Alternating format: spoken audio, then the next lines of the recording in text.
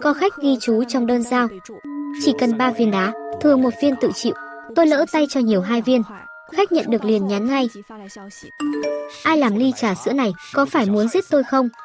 Quản lý nhanh chóng xin lỗi, hoàn tiền cho khách và tặng phiếu giảm 10 tệ. Im lặng vài phút. Bất ngờ anh ta nói thôi không cần hoàn. Bởi tôi thấy, tôi muốn cái cô làm trà sữa cho tôi. Nhìn câu đó, tôi lạnh sống lưng, da đầu tê dần.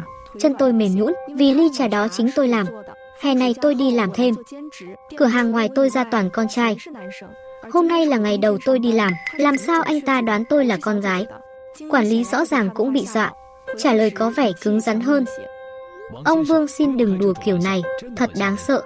Bên kia không trả lời nữa, quản lý định giày la tôi vài câu, nhưng thấy tôi hoảng hốt, mất bình tĩnh, ông ta cũng chẳng nỡ nói. Khi quản lý định đóng khung chat lại, khách gọi là Lão Vương lại nhắn tiếp. Mày còn dám nói thêm một câu nữa, tao giết cả mày luôn. Lần này quản lý mất bình tĩnh thật, vì ông ta đeo kính cận. Mọi người gọi ông là Bốn Mắt, người này biết trà sữa do tôi làm. Còn biết biệt danh của quản lý, hai trùng hợp khiến người ta rợn người. Tôi vô thức liếc nhìn xung quanh, không có gì bất thường. Quản lý nổi giận, trả lời thẳng, mày bị điên à?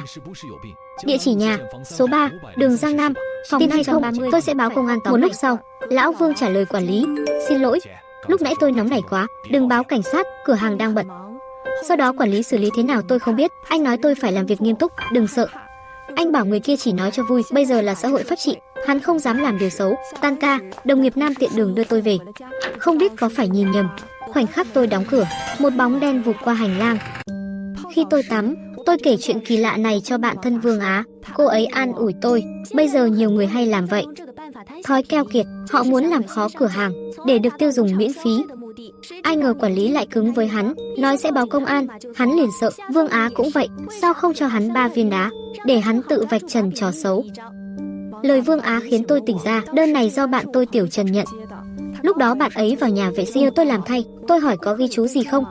Bạn ấy chỉ nhờ để ít đá hơn, không nói con số chính xác. Rồi chuyện mới xảy ra, bạn ấy đã xin lỗi tôi. Chúng tôi vốn không có mâu thuẫn, có thể loại trừ việc bạn ấy cố ý. Vừa ra khỏi phòng tắm, nghe tiếng bước chân lục đục ngoài cửa. Tôi nghĩ là hàng xóm về nên không để ý.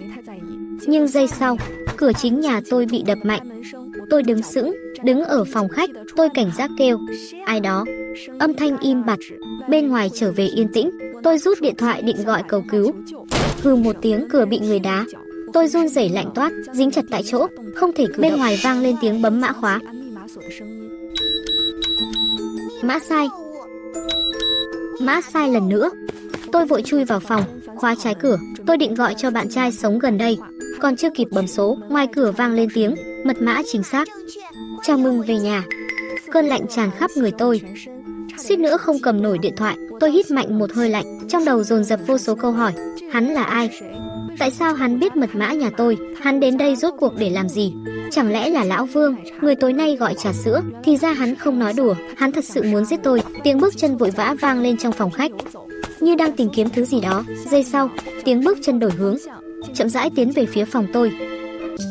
Tôi run rẩy lùi sát mép giường, gọi điện cho bạn trai. Đột nhiên, tiếng bước chân dừng ngay trước cửa, tay nắm cửa bị vặn mạnh liên tục.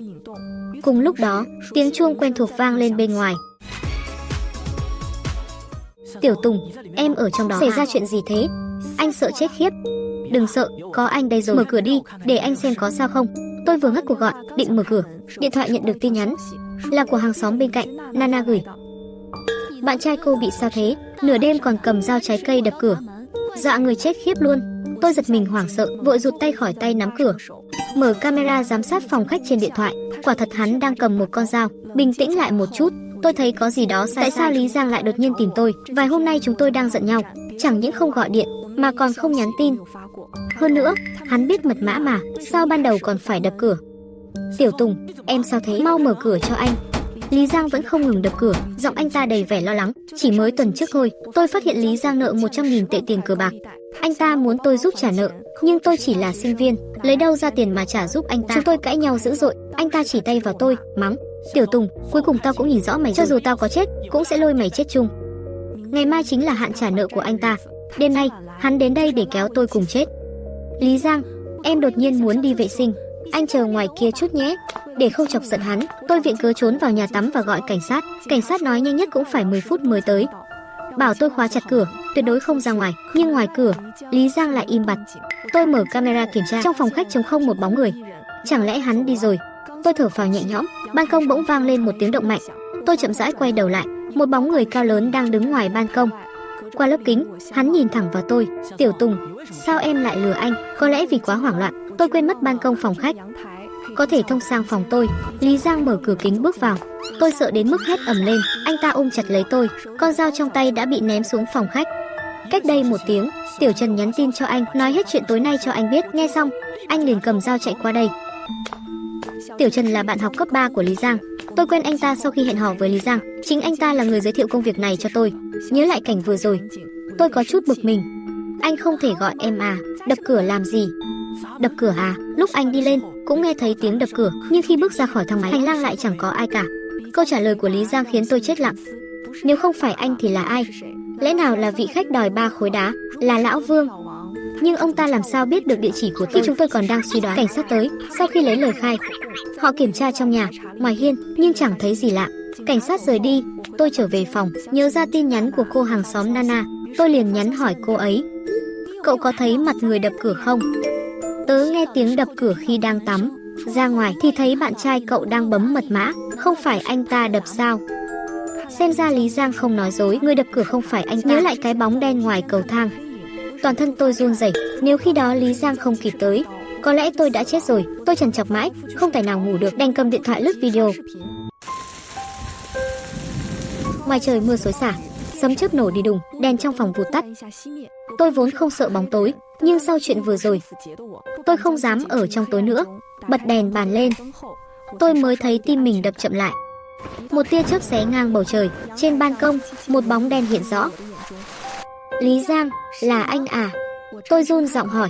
Người đó đứng yên bất động, không nói gì. Tia chớp lóe lên lần nữa, tôi thấy rõ hơn hình dáng kia. Hắn mặc áo mưa xanh đậm, chiếc mũ trùm che nửa khuôn mặt. Bên ngoài tối om, hắn quay lưng với ánh sáng. Tôi chỉ thấy lờ mờ dáng người, nhưng chắc chắn không phải Lý Giang. Lý Giang, cứu tôi. Tôi lao thẳng về phía cửa. Hắn cũng vươn tay thật nhanh, định kéo mở cửa kính ban công. May mà tôi đã khóa trái từ trước, nên hắn chưa vào được. Nhưng với kiểu giật bạo như thế này, cửa kính chắc trụ không nổi lâu nữa. Tôi hoảng loạn hét lên thất thanh. Một ý nghĩ kinh hoàng vụt lóe trong đầu. Lẽ nào Lý Giang đã bị giết rồi? Cửa kính bị hắn kéo bật ra. Ngay khoảnh khắc hắn bước qua ngưỡng cửa, cửa phòng tôi cũng bật mở. Tôi lao ra ngoài, đèn bật sáng cùng lúc đó. Tôi hét toáng lên, chạy về phía thì va trúng một người. Hạ Tùng sao? Tôi vừa ra kiểm tra cầu dao, có người cố tình ngắt điện đấy. Lý Giang, chạy mau, trong nhà có người. Nhưng Lý Giang đột nhiên bịt miệng tôi lại, ra hiệu đừng lên tiếng. Cùng lúc, bên ngoài vang lên tiếng gõ cửa. Ồn ào gì vậy, giữa đêm không cho người ta ngủ à? Yêu đương cãi vã thì cãi nhỏ thôi, đừng làm phiền hàng xóm nữa được không? Là cô hàng xóm Nana. Cô ta chờ mãi không nghe động tĩnh, liền chửi đồng rồi quay đi. Lý Giang mới buông tôi ra, khẽ dùng chân đẩy cửa phòng tôi. Dưới sàn loang lổ vệt nước và vài dấu chân ướt nửa khô. Tiến thêm vài bước, tôi suýt ngã khi nhìn thấy thứ trên bàn. Một ly trà chanh đầy ắp, bên trong nổi 3 viên đá sáng lạnh. Trên ly dán một mảnh giấy nhỏ. 3 viên đá, học được chưa? Tôi dùng mình hít sâu, cả người run bần bật. Kẻ lúc nãy ngoài ban công chính là Lão Vương, người từng gọi trà 3 viên đá. Nhưng tôi đâu có quen ông ta, cũng chưa từng đắc tội với ai. Lẽ nào chỉ vì 3 viên đá đó mà hắn muốn giết tôi bịt? Rốt cuộc hắn biết tôi ở đây bằng cách nào? Tôi co ro trên sofa, không dám về phòng, cũng chẳng dám ở lại một mình. Hạ Tùng, chỗ này nguy hiểm quá, em mau qua nhà Vương Á trốn tạm. Anh vừa báo cảnh sát ở đây chờ họ đến. Tôi quyết định chạy sang nhà Vương Á lánh tạm. Lên đến tầng 6, tôi chưa kịp thở, nhìn ra sau, đập cửa nhà cô ấy liên hồi. Vương Á mở cửa mau. Hạ Tùng, cậu bị điên à? Nửa đêm không ngủ, kéo cả Lý Giang chơi trốn tìm à? Tôi vội kể hết chuyện vừa xảy ra cho cô ấy nghe. Thế cậu trốn ở đây, lỡ bị phát hiện thì chẳng phải liên lụy cả tôi sao? Tôi biết Vương Á miệng nhanh hơn não, lại nhát gan, sợ chết. Yên tâm, tớ báo công an rồi, họ sắp đến ngay thôi. Đang nói dở, Nana cô hàng xóm bất ngờ nhắn tin cho tôi. Cãi nhau thì cãi, chứ đập phá ầm ầm làm gì thế? Hợp thì ở, không thì chia tay, đừng làm khổ người khác nữa. Nana tuyệt đối đừng ra ngoài, trong chung cư có kẻ giết người. Cậu đùa à? Tớ rõ ràng thấy bằng mắt mèo, bạn trai cậu và một gã khác vào nhà rồi cãi nhau ầm ĩ. Có phải cậu ngoại tình không? Để hai người đàn ông đánh nhau vì cậu à? Còn gã kia, tôi chợt nhớ lại, chính Tiểu Trần là người nhận đơn hàng. Anh ta bảo tôi giúp nhận dùng đi vệ sinh. Sau khi quản lý nhắn tin cho Lão Vương, Tiểu Trần mới bước ra khỏi nhà vệ sinh. Tất cả mọi chuyện đều dính dáng tới anh ta. Không lẽ hung thủ chính là Tiểu Trần? Cửa chính bất ngờ vang lên những tiếng đập mạnh, tiếng đập cửa hòa lẫn cùng tiếng mưa rền vang ngoài trời. Có người bên ngoài đang hét lên điều gì đó, nhưng tôi nghe không rõ. Tôi bước đến gần cửa, áp tai vào, lắng nghe. Hạ Tùng, cậu có trong đó không? Lý Giang bảo tớ cậu đang ở nhà Vương Á, bảo tớ tới nói cho cậu biết cảnh sát đã bắt được hung thủ là Tiểu Trần. Bây giờ họ đang ở nhà cậu. Bảo tớ gọi cậu về, mau mở cửa ra đi, mọi chuyện xong rồi. Là giọng của hàng xóm Nana. Vương Á bước lên, mở cửa. Bất ngờ một thanh sắt từ khe cửa nện thẳng xuống. Nó đập mạnh vào đầu Vương Á, máu tuôn ra, chảy tràn khắp mặt. Cô ấy ngã gục ngay tức khắc. Tôi kinh hãi nhìn chằm chằm về phía trước Nana. Trên tay cô ta là thanh sắt đẫm máu. Tôi hét lên, quay người bỏ chạy. Thanh sắt vung lên, đánh thẳng vào đầu gối tôi ngã quỵ. Rõ ràng tao nói 3 viên đá, sao mày không làm đúng? Tao chỉ cần 3 viên đá thôi mà, sao mày không làm theo yêu cầu của tao? 3 viên đá là Nana sao? Không lẽ cô ta mới chính là hung thủ? Đầu óc tôi rối tung, nhớ mãi cũng không ra mình từng đắc tội gì với cô ta. Tớ xin lỗi, tớ sai rồi, tha cho tớ đi được không? Sau này tớ sẽ luôn cho cậu 3 viên đá. Bọn mày sao có thể sống yên ổn đến giờ này hả? Ngay cả việc mình từng làm chuyện tồi tệ gì cũng quên sạch. Cô nói gì vậy? Mày còn nhớ Nini là ai không? Nghe cái tên quen thuộc ấy, ký ức mơ hồ trong đầu tôi bỗng dần rõ lại. 3 năm trước, Tiểu Trần trong cơn say nói, Lý Giang từng qua lại với một cô gái nhà quê tên Nini. Đến giờ vẫn chưa dứt hẳn. Nghe xong, tôi nổi điên, để dỗ tôi nguôi. Lý Giang dẫn tôi đến quán trà sữa nơi Nini làm việc, làm nhục cô ấy ngay trước mặt mọi người. Nhìn xem, con nhỏ nhà quê này chẳng bằng nửa em, là nó cứ bám lấy anh yêu em nhất, đừng giận nữa. Lúc ấy, mặt Nini đỏ bừng như máu, không nói nổi một lời. Sau đó, tôi thường canh lúc cô ấy làm một mình. Đặt đơn hàng, ghi chú, chỉ 3 viên đá, thêm 1 viên, tao sẽ khiếu nại. Dù cô ấy làm đúng, chỉ 3 viên tôi vẫn bấm khiếu nại. Tôi cứ thế trêu chọc cô ta hết lần này đến lần khác. Tôi đã nói là chỉ cần 3 viên, nhưng viên các người bị sao thế hả? Tại sao tôi chỉ thấy 2 viên đá đã tan mất? Đó là lỗi của cô, biết không, là do cô không niêm kín đá, để nó tan ra đấy. Nhờ cái tài đổi trắng thay đen của tôi, mỗi lần như vậy, quản lý đều cho tôi miễn phí hóa đơn, còn trừ tiền từ lương của cô ấy. Tôi còn rủ cả Lý Giang, Tiểu Trần với Vương Á cùng đặt hàng điên cuồng để phá cô ta. Dần dà, cô ấy bị đuổi việc. Nửa năm sau, cô ấy đổi đến 6 cửa hàng, nhưng tôi vẫn không chịu buông tha. Cuối cùng, tôi cũng khiến cô ta phải trở về quê nhà. Từ đó trở đi, tôi không còn gặp lại cô ta nữa, còn tôi và Lý Giang thì ngày càng mặn nồng. Hạ Tùng, mày ganh tị quá đáng rồi. Chính mày đã ép chết em gái tao. Nana vừa nói, vừa rơi từng giọt nước mắt lớn. Hồi ấy, nó về quê chưa đến mấy ngày thì nhảy sông tự vẫn, mọi người đều tưởng nó vì tình mà chết. Nhưng đến 1 năm trước, tao mới phát hiện trong nhật ký của em gái tôi ghi lại từng chuyện ác mà các người đã làm. Từ đó tôi bắt đầu lên kế hoạch. Tôi rình rập tại quán trà sữa cô làm, mỗi ngày nghe cô và bạn trai nói chuyện. Cô nói chuyện với ai, làm gì, từng chi tiết nhỏ tôi đều nắm rõ.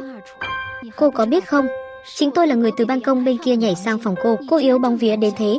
Vừa thấy tôi đã khóc, tôi còn cố tình khiến 2 người nghi kỵ nhau. Không ngờ 2 người dễ mắc bẫy đến thế. Đám bạn của cô, tôi đều giết sạch rồi, giờ thì đến lượt cô.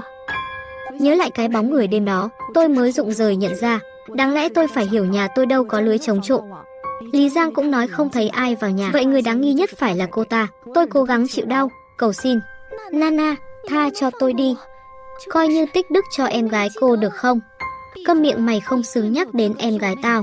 Tại sao mày giết em tao mà vẫn có thể học xong đại học, có một gia đình hạnh phúc, có bạn trai yêu thương và đám bạn luôn ở bên? Tôi nhìn ống thép trong tay, nỗi sợ hãi tràn lên tận cổ. Một cơn đau rát lan dọc cổ họng. Trước khi mất ý thức, tôi nghe thấy tiếng còi cảnh sát vang lên. Phim hay, anh em nhớ like, share và subscribe ủng hộ Hồ Các Kinh Dị nhé. Chào anh em.